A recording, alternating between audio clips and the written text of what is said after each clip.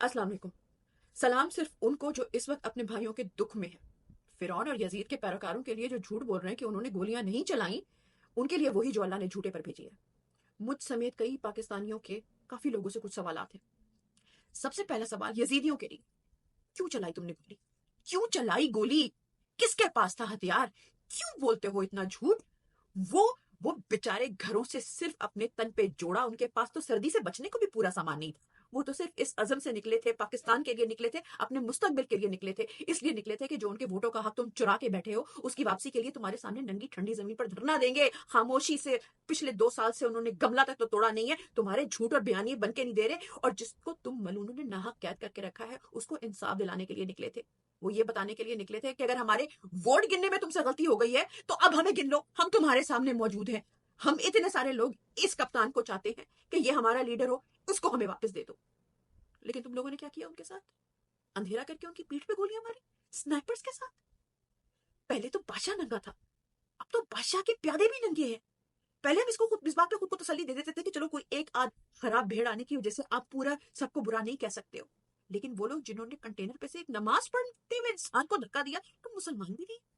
जो तुम लोगों ने गुनाह कमाया है ना, जो भी मजहब है तुम्हारा, मुसलमान तो तुम नहीं हो। तुम तीर्थ यात्रा, गंगा नहा लो, कुछ भी कर लो, इसका तो तुम्हें जवाब अल्लाह के यहाँ देना पड़ेगा। तुम भेड़िए जिस तरीके से पाकिस्तान को भंबोड़ रहे हो, तुम्हारा भी हिसाब होगा। तुम्हारे कब्र के सांप बिच्छू तुमसे हिसाब लेंगे। वो भी तुम्हारे गोश्त को उसी तरीके से भंबोड़ेंगे जिस तरीके से तुमने उन मासूम बच्चों को भंबोड़ के रख दिया। ये तुम्हें अपनी मौत वाकई में भूल गई है, तुम्हारा आखिरत पे ईमान नहीं है। इतनी सी तनख्वाह की खातिर तुम लोगों ने ये सब कुछ किया।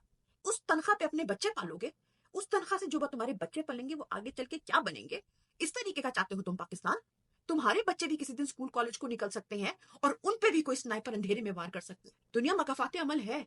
और जो लाशों की सियासत करने वालों, भाई वाह, वाह भाई वाह, अब तो लाशों का कारोबार भी शुरू कर दिया तुमने।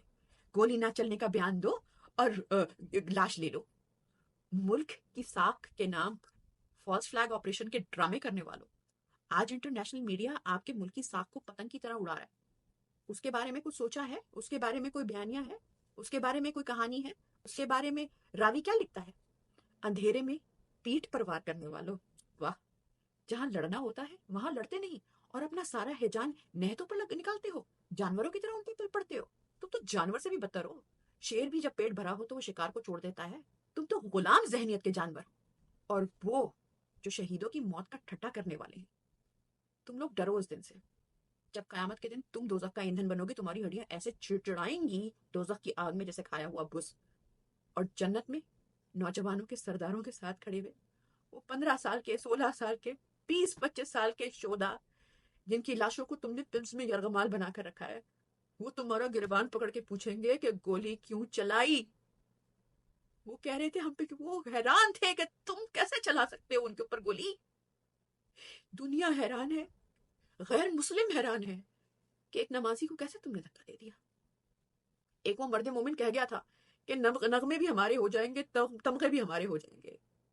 आज हमारे बिना वर्दी वाले, निशाने हैदर वाले शोधा, उन सबको आज पाकिस्तान की फिजाएं सलाम कहती हैं, वतन की बेटियां माएं सलाम कहती हैं।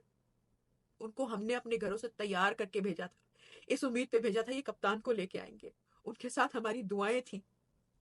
तो आज हमारे नगमे, हमारे तमगे उनके लिए हैं और आपके लिए वही जो अल्लाह ने झूठे पे भेजी। मेरे पाकिस्तानी भाइयों, हमें दुख है, हम गम से चूर चूर हैं। ये आंसू हमारी कमजोरी नहीं है, ये अल्लाह का इनाम है कि हमारे दिल अभी भी नर्म है।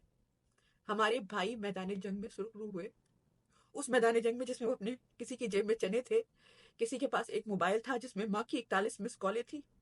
वो हमसे अपना अहद वफा निभा गए। बैरून मुल्क पाकिस्तानियों, आगे बढ़ो। उनके बच्चों, उनके वालिदैन को उनकी कमी ना होने दो। औलाद या बाप की रिप्लेसमेंट नहीं है, लेकिन उनका सहारा बनो।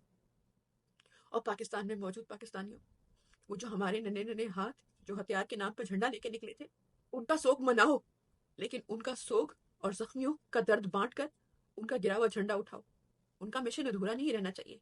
इस दफा इस उम्मीद के साथ जाना कि सारे भरम अब खत्म हो चुके हैं। हो सकता है कि हमारी तवाज़ा न्यूक्लियर वेपन से भी हो, लेकिन अपने अंदर के जज्बात, अपने अंदर के गम को उनके मिशन की तकमील के लिए पूरा लगा। हम पुरअमन हैं, हम पुरअज़्म हैं, हम दुखी जरूर हैं, हमारी रूहें छलनी हैं, लेकिन हमारे शोहदा का खून रायगा नहीं जाना चाहिए। پاکستان زندہ باد.